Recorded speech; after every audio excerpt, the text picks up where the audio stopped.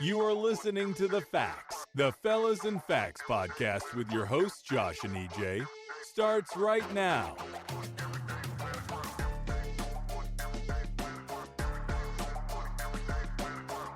Welcome back, everybody, to the Fellas and Facts podcast. You already know what we're doing here. We're talking about relationships. We're talking about life. We're talking about men. And we're talking about women. And occasionally, we're talking about the text message you have reread 17 times because apparently you're now a forensic investigator for the FBI's Romantic Crimes Division. She said, haha, instead of LOL. What does it mean? Nothing, brother. It means she laughed. Maybe. Today we're talking about I think a whole lot of us have experienced. Chasing relationships, chasing attention, validation. People who aren't giving us the same energy back.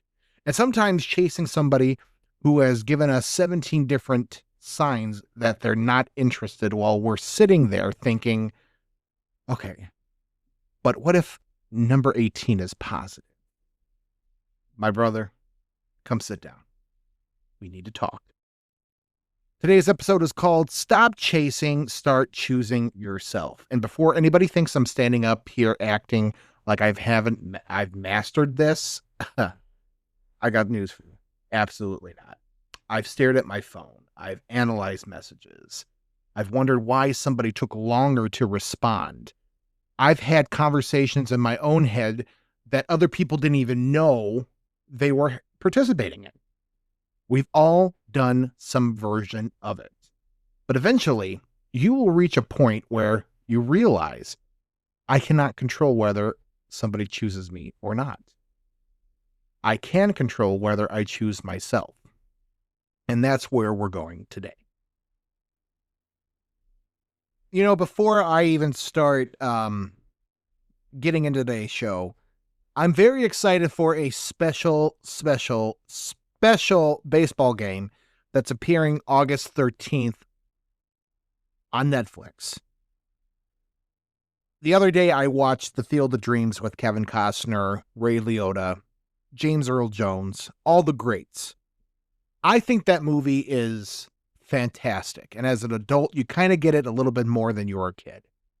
Because when you were a kid and you watched that movie for the first time, you saw a bunch of people walk into a cornfield. You did not see anybody come out from it. And you're thinking, this does not make sense to me. But when you get older, you start to realize, hey, this makes sense. And if you lost your father, like I have, it gets a little bit sentimental. So I'm very happy to see The Field of Dreams. You should check it out on August 13th, Netflix. If you don't have Netflix because it's too high, welcome to the club. Everybody else, everything is just too high. If you can afford it in your budget, splurge on yourself a little bit and just get the subscription with the commercials. It is August 8th at this time of the recording, and I can't believe we're almost to September. Pretty much we're going to get into the Burr months, and I am so sick and tired of what's happening in the Midwest lately. The heat, the endless tornadoes. I feel like I'm in an episode of Twister. Every other week we're having a severe thunderstorm that turns into a historic storm / tornado. And I just have to say, I thank God every day that I'm alive. The last one we were in literally took the roof of the place where I used to work at. That's a very scary situation to be in. But I thank God that everybody else is okay. And you got to realize that property can be replaced. Lives cannot. So again, to everybody out there that lost their lives in our first set of tornadoes in the spring, you look to more different, you look at the picture more differently and you look at life more differently. I'm out here enjoying life. I'm doing this podcast, and I just wanted to take this now that we're on the third episode. There's a couple more updates in our lives. This week I started a new career, bigger position, with a different company. It's sad to leave everybody that you gained trust with, relationships with over a 5-year period. But at the end of the day, you know where to find them if they need you and if you need them. EJ, I know that I said next episode he was going to be on. He works at the same company that I did. And unfortunately, he is just being overtaken by the amount of work that he is doing. And unfortunately, he is going to be on. I'm just not even going to give a date or a time or an episode, but the dynamic duo has not left the building. This show is more important to us because we want to continue to grow it. We want to continue to engage listeners. When you're on here, please make sure to like and share whatever episode that you're listening on. If you're starting from season 1 all the way to season 2, and you've listened to us from the beginning, share, comment, like, follow us on all of our social media pages. We're on Facebook. We're on TikTok. We're on Instagram, Facebook. If you can't listen to us on Apple or Spotify, always listen to us on YouTube. And if you need to get in contact with us for potential sponsorship, partnership, whatever, we check our email religiously at thefellasandfacts1295@gmail.com. We got a good show for you today, and I can't wait to get in it. So here's our segment. Why are we chasing? First, there's nothing wrong with pursuing somebody. Let's establish that. You like somebody, you talk to them, ask them out, flirt, show some interest. Take a chance. Because we've gotten to a weird place where everybody wants the other person to make the first move. 2 people sitting there thinking, I'm not texting first. Meanwhile, both of you are interested. Could somebody freaking text somebody? Jesus. But pursuit becomes chasing when you're constantly trying to convince somebody to give you something that they're not voluntarily giving you. Their time, their attention, affection, their commitment, the effort. That's when things get dangerous. Because now your happiness starts depending on their behavior. They text you, great day. They don't text you, terrible day. They send a heart. Oh, we're getting married. They respond with a K. Cancel the venue. Relationship's over. And you haven't even been on a date yet. That's not peace. That's an emotional gambling. You're basically standing at a slot machine pulling the lever. Come on, double heart emoji. And when you start chasing, you turn tiny things into major evidence. She watched my Instagram story. Okay. Twice. How do you even know that? He liked my picture from 2022. Okay, that one's a little suspicious. But you understand what I'm saying, right? We start collecting evidence because we want the answer to be the answer we already hope it is. Instead of asking yourself much simpler questions like, how does this person consistently treat me? Not one text, not one compliment, not one great night. Consistency. Because consistency tells you much more than chemistry. We have to talk about texting. Because texting has destroyed people's peace. Back in the day, somebody went home and you just didn't know what they were doing. Beautiful. Peaceful. You'd see them tomorrow. Now, today, delivered, read, active 4 minutes ago, liked somebody else's picture 90 seconds ago, but hasn't responded. Suddenly, you're running a full intelligent operation from your couch. Interesting. They said they were going to sleep, but Instagram says active. Enhance the image. We have satellite surveillance now, and here's where we get ourselves into trouble. We start assigning meaning to response times. They normally respond in 3 minutes. Today it took 45. What happened? Maybe they were driving. Maybe they were working. They were showering. Maybe they put their phone down. People do that. Maybe they saw your message and thought, I'll answer this later, and then forgot. Humans do that. But when you're emotionally invested, 45 minutes feels like a congestive heart. It feels like more of congressional investigation. Even then, you make the worst possible decision. You ask your friends. Now you got 4 people analyzing one text.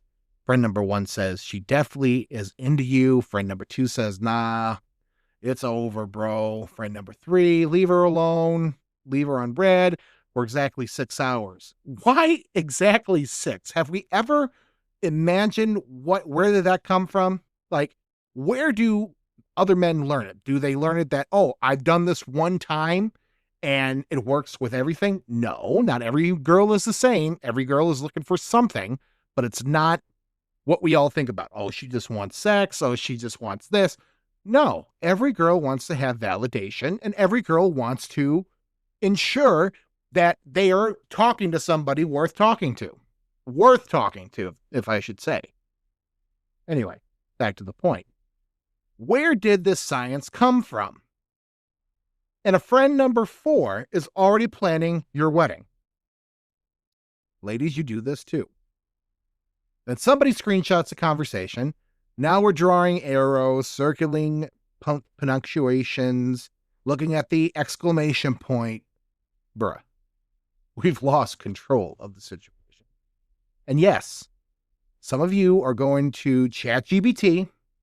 She said, have a good night with the, blushy emoji or, the smiley with the little rosy cheeks. What does the smile mean? And somewhere a computer is going to say, brother, I need you to go outside. The point isn't that analyzing something occasionally is ridiculous. We're human. The problem is when you're spending more time interpreting the relationship than actually enjoying the relationship or the start of the relationship. Healthy connections shouldn't require constant detective work. Attention isn't as intention. This one gets people. Someone can enjoy talking to you and still not want a relationship with you. Someone can think you're attractive and still not want a relationship. Someone can flirt with you and still be uncertain. Someone can generally care about and still not be capable of giving you what you want. Those things can exist simultaneously. That's why attention and intention, let me rephrase that. Attention and intentions are different. Attention says, I enjoy you. Intention says, I'm choosing you. Big difference. Somebody texting you at midnight because they're lonely isn't necessary commitment. Somebody sending you memes isn't commitment. Somebody venting to you about their relationship problems isn't automatically romantic interest. And fellas, being somebody's emotional support person doesn't automatically mean you're next in line. There's no deli count. You're not holding ticket number 47, waiting for the boyfriend position. Now serving number 46. Oh, I'm almost up. No, go home. Live your life. If something happens naturally later, fine. But don't put yourself on layaway waiting for another human being. This brings us to our first commercial break. When we come back, we're going to talk about why we should chase and a little bit of background to that. I think a lot of people do this, men and women, both are alike. So stay tuned. We'll be right back. This is Josh, one of your hosts from the Fellas and Facts podcast. I just want to take the time to say thank you to our fellow listeners, our dedicated listeners who make this show possible. Without you, we cannot do the things that we do. We hope every single day, every single week, when you tune into our episode, you will benefit from it. Get a little bit of feedback, a little bit of help. That is our goal. That is our dream. So let's get to work.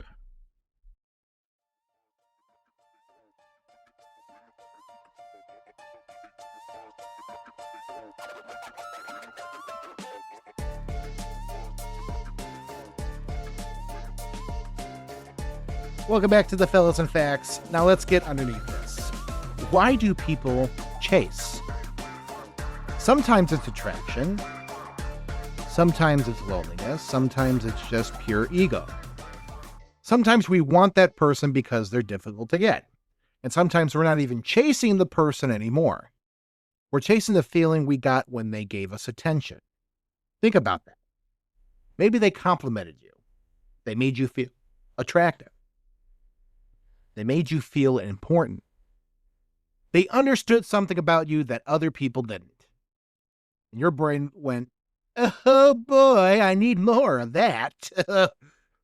Maybe not that as creepy, but now you're not pursuing a relationship. You're pursuing validation. And validation is addictive.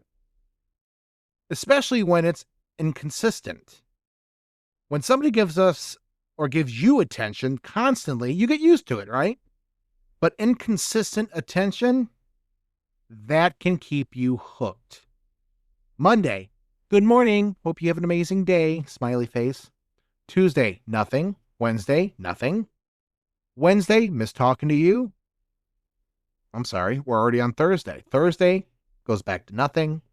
Friday, you're seriously amazing. Saturday, gone. Your nervous system is sitting here like, can we please pick a program and stick with it? Stay on course. Stay on the road. This is why inconsistency can feel more exciting than stability. But exciting doesn't necessarily mean healthy. Sometimes peace feels boring when you're used to chaos. But rejection doesn't determine your value. This is very important. Someone not choosing you doesn't mean you're worthless. It doesn't even necessarily mean there's anything wrong with you. You could be a fantastic person and simply not be their person. Think about food. I love pizza. Somebody listening right now doesn't like pizza. That person is clearly dangerous to society and should be monitored. But again, I'm Italian. What can I say? But technically, they're allowed to have that preference. Relationships work the same way. You could be attractive, successful, funny, loyal, kind, emotionally available. You can have your life together and somebody can still say, you're not for me. That hurts. But it does not erase your qualities. And where there's confidence becomes important information. Confidence isn't everyone or everybody should want to talk to me. That's ego. Confidence is I'm okay when somebody doesn't like me. That's freedom. Because now you're not auditing. You're showing up as yourself. If we're compatible, great. If we're not, I wish you well. You don't have to launch a marketing campaign. Hi, welcome to my PowerPoint presentation, 37 Reasons Why. Slide 1. I respond fast. Slide 2. I own a vehicle. Slide 3. My mom says I'm handsome. Close the laptop. We're done here. Okay? And if you ever fucking mention your mother says that you're handsome, of course she's going to say that. Every mom says that. Your dad, on the other hand, might say, you can, wipe your smug a little bit. But at the end of the day, if you're saying that, fellas, close the laptop, end the conversation, and say, okay, we're done here. When you start choosing yourself, doesn't mean becoming selfish. It means realizing that life can't stop because one person hasn't figured out how they feel about it. Keep exercising. Keep working.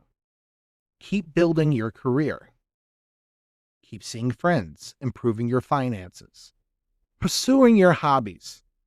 Take care of yourself. Build a life you actually enjoy living, because something interesting happens when you do that. Let me just say this. You stop needing someone else to make your life exciting. A relationship becomes something that just adds to your life rather than something required to complete it. And ironically, that's often when you become more attractive. Not because you're pretending not to care, but because you actually have a life. Nobody wants, "What are you doing today?" waiting for you to text. No, bro, go somewhere. Build something. Get a fucking hobby. Learn Spanish. Build a deck. I don't care. Just stop staring at the typing bubble. Ugh. Now, a lot of people get a little confused about space and playing games. When we come back, I'm going to go over a little bit. So stay tuned if you want to listen to this. I think you do. We'll be right back. Style is a big deal for all of us, especially me. I like to look my best from head to toe. And speaking of toe, I know an incredible individual that her work speaks for itself. Margaret Ray, the owner and founder of Simplest Shoes in Dalton, Illinois, will have your footwear looking from drab to fab in no time. Her unique eye of color and detail is like art that will make your shoes shine, dazzle for days to come, making everyone you know ask where they could get a pair too. All you have to do is call Margaret at 708-953-0015 and discuss the many custom options and designs. Also, give her a like on Facebook at Simplest Shoes with the Z today.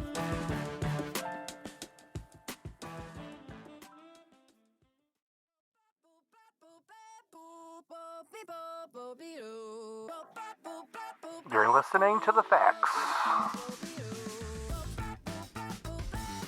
We need to address something. Giving someone space does not mean I'm going to disappear for exactly 72 hours. So they panic and realize how valuable I am. That is manipulation. Healthy space is, I care about you, but I'm also continuing my life. You're not checking whether they noticed you're gone.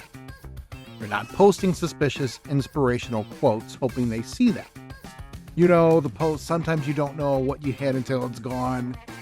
Brother, you know who that's for. You didn't suddenly become a poetic genius. Just fucking text her. And don't start posting gym selfies with captions like, "Different mindset, 100. After doing 11 push-ups. Okay, relax, Rocky Balboa. I don't even do that. And I am losing great weight right now. I love going into the gym. And I don't even post selfies like, "Oh, my gains, yeah." That is just so, to me. I can't, like, keep that private. Not everything has to be a picture moment here. Okay, pumpkin patch, great. We're going, apple picking, great. Museum, fine. We're going to post, some photos. But really at the gym locker room, first of all, Second of all, too masculine. Okay? Keep it simple. Real growth isn't announced. People notice it. Relationships aren't always exactly 50-50. Sometimes one person gives more because the other is struggling. That's life. Fortunately. But overall, effort should move both directions. They initiate something. They ask about, remember things, make time, communicate, show curiosity about you. They don't make you feel like you're constantly trying to earn access to them. You shouldn't always be wondering, do they even want me? And here's something people really need. Confusion itself can be information. Not always. People have complicated lives. People communicate differently. But if months go by and you're still having absolutely no idea where you stand, eventually you need a conversation. Ask, How do you see this? Oh, that's terrifying because, again, asking creates the possibility of hearing an answer you don't. But clarity hurts once. Confusion can hurt every day. One of the biggest misconceptions, let's try that again. One of the biggest misconceptions about moving on, it's that the other person needs to become the villain. They don't. You could say they're a good person. I care about them. I enjoyed our time. I generally hope they're happy. And then this situation isn't right for me. Both can be true. You don't need evidence for court. You don't need your friends to hate them. You don't need every picture throw away their belongings into a ceremonial fire while Adele plays in the background. Sometimes moving forward is quiet. You're simply stop expecting something from that person. And that can be incredibly difficult because sometimes you're not grieving the relationship. You're grieving the possibility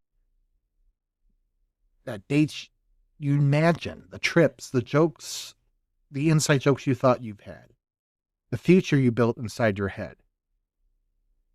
You can become emotionally attached to something that technically never existed. And letting go of that imagined future can hurt. But once you do, you create a room for reality. Maybe someday, for dangerous words, because maybe someday can keep somebody waiting for 6 years. Maybe they're already ready. Maybe they'll change. Maybe they'll realize. I think the timing will. And yes, sometimes people reconnect. It happens. But you cannot build your present around a hypothetical future. If someone comes, deal with somebody when it gets here. Today, live today. Because imagine waiting 2 years for someone to finally choose you. You waited 2 years. 2 years of your life where you didn't notice anybody but her or him. And yet somebody who was exactly like you and who could have been better was right there the entire time. But you didn't notice it. While ignoring people that could have chosen you immediately. That's not loyalty. That's putting your life on hold. And life doesn't give you refunds for unused time.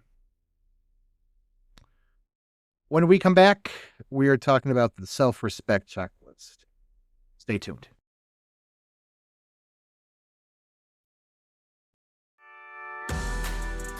Do you love looking in the mirror and saying, wow, my hair hasn't looked this good before? Majority of us guys feel like this each time we get a great haircut. Tired of not getting that same feeling? Well, I have the answer. Francisco, who operates Vancura Cuts, is the way to go. Stop going to those ordinary haircut chains that don't give you the same feeling of style and confidence. Let Fran hook you up. She's not that far from the suburbs, just right there in Joliet, Illinois. So follow her now on Instagram at Vancura Cuts, one word, that's VAQUERA, Cuts, and book your appointment now on Booksy. We're heading toward the end, so I want to give everybody a little reality check. Ask yourself, am I usually the one initiating? Am I the constantly wondering where I stand? Do I feel anxious when this person doesn't respond? Am I neglecting other parts of my life because I'm focused on them? Expecting behavior I normally wouldn't accept because I really like them? Or am I trying to prove that I'm better to somebody else? Am I waiting for them to change? Am I competing for their attention? And here's the big one. Do I actually like the relationship I have with this person, or am in love with the fact I think I could come or think what could be or should be? That question would expose some things because potential is powerful, but potential isn't reality. Us men really need to talk about this more. I especially want to speak to the men listening. Men are often taught that if we weren't something, we need to pursue it relentlessly. Work harder, don't quit, keep going. That's fantastic advice for a career. It's fantastic advice for the gym. It's great advice for building a business. It is freaking terrible advice when another human being has free will. You cannot outwork somebody's lack of interest. She's just not interested. I'll try harder. No, this isn't a sales quota. Persistent is admirable, but when you're pursuing a goal, persistent becomes unhealthy when you're trying to override somebody's boundaries. And accepting that doesn't make you weak. Walking away with dignity can require much more strength than continuing to chase. Here's something I want you to try. Put your phone down. No, seriously. After this podcast, but not forever, I'm asking you to move into the woods and start making your own butter. Just put it down. Go an hour without checking it or responding to somebody. Then 2, go exercise. Take a drive. Work on something. Spend time with your family. Call a friend.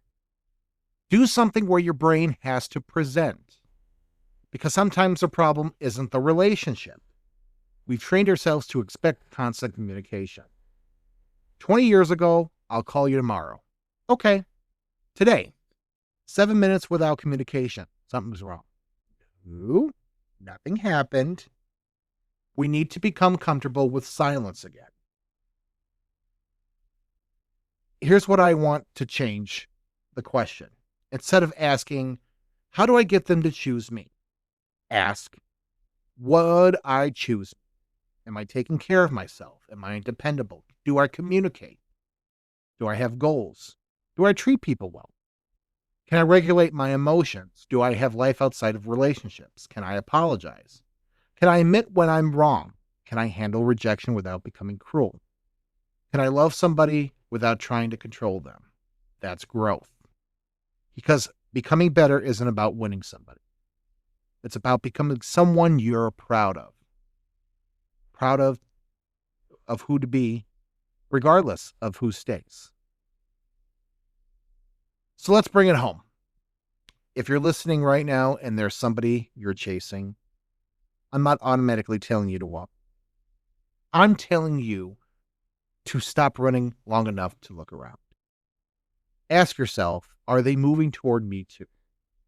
Because relationships aren't supposed to be one person sprinting while the other person stands at the finish line deciding whether they're impressed.